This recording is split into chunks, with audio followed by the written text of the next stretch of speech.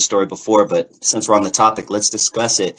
There was a certain song you made, and I can't remember what the word was. There was a word or something in it, and it was right around the AIDS time. Can you break that down again? At the tail end of House Calls, Shakespeare says, "Hey, you left your driver's license here. Now I'm going to kick your ass." That was what he's supposed to say. The fact that he said the A, it was the last word he said on the project. We had to take the S out, and all we could say was the A. And even that gave us the one eye, like, we know what you're saying. You're awful close to the line.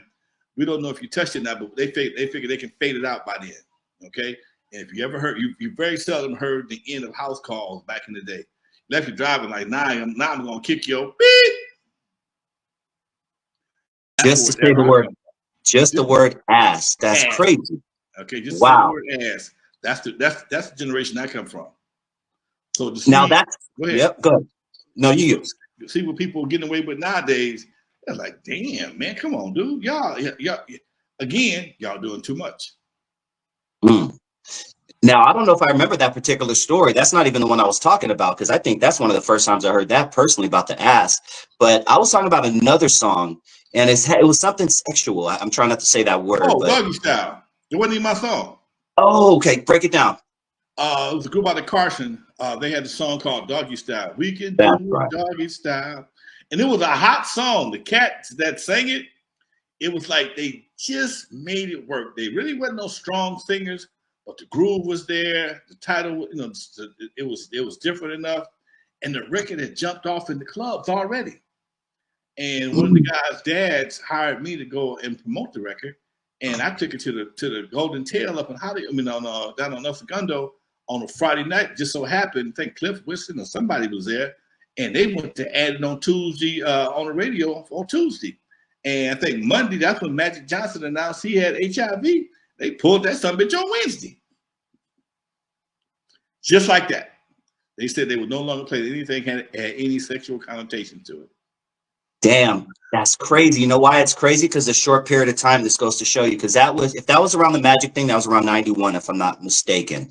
It's crazy because H-Town, the group out of Houston, they released a song called Doggy Style just 2 or 3 years later, and nothing. Yeah, nothing. And they were getting raunchy in that song. It was on the Above the Rim soundtrack. Anybody could back me up in the comments on that one. The world flipped so fast, man. You went from being Catholic school to being, I don't know, a military base, dude. I mean, it was one minute we was doing house party, next minute it was boys in the hood, dude.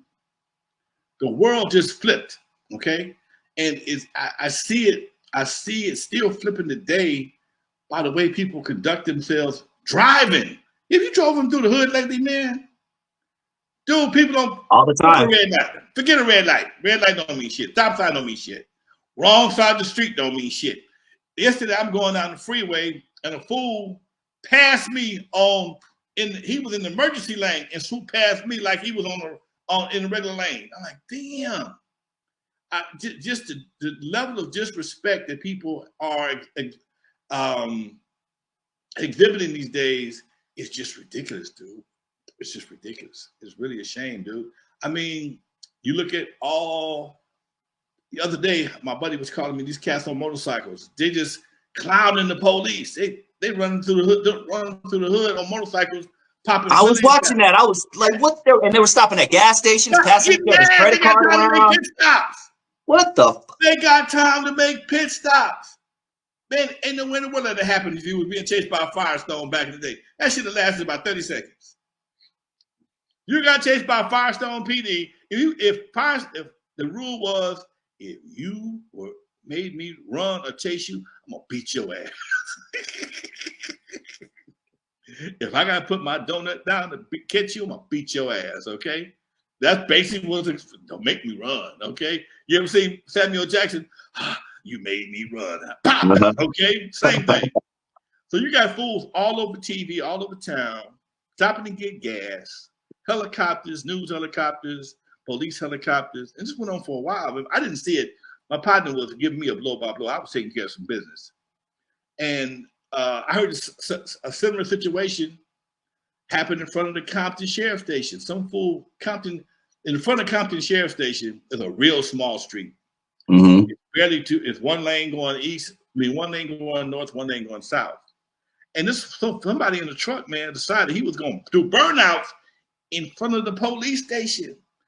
Right next to the police station is the gate where the cops come in and out of. They said he did this for hours, and you know they got to change shifts.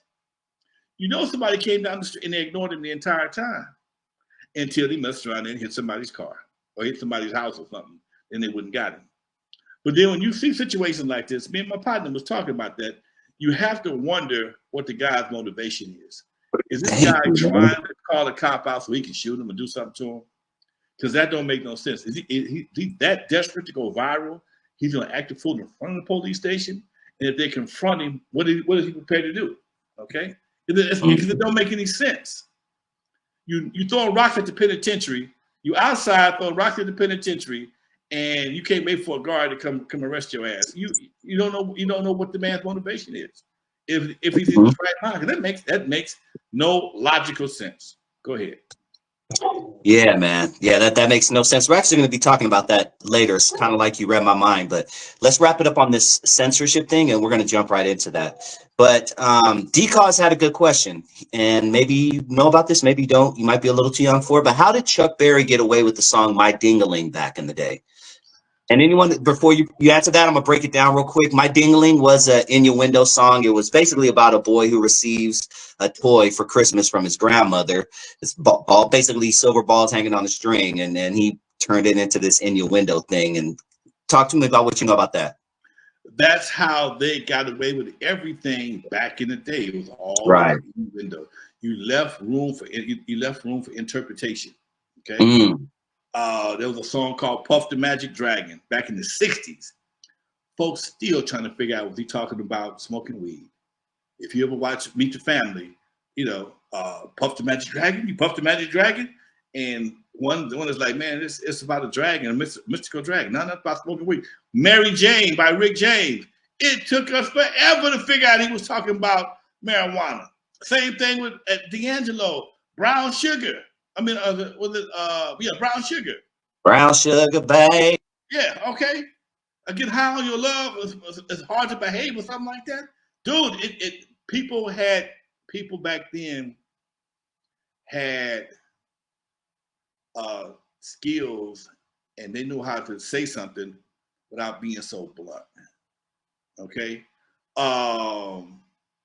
One lady, we gonna wang dang doodle all night long. Okay, you gonna break my back. I mean, she was talking all kind of shit. Okay, we gonna wang dang doodle all night long.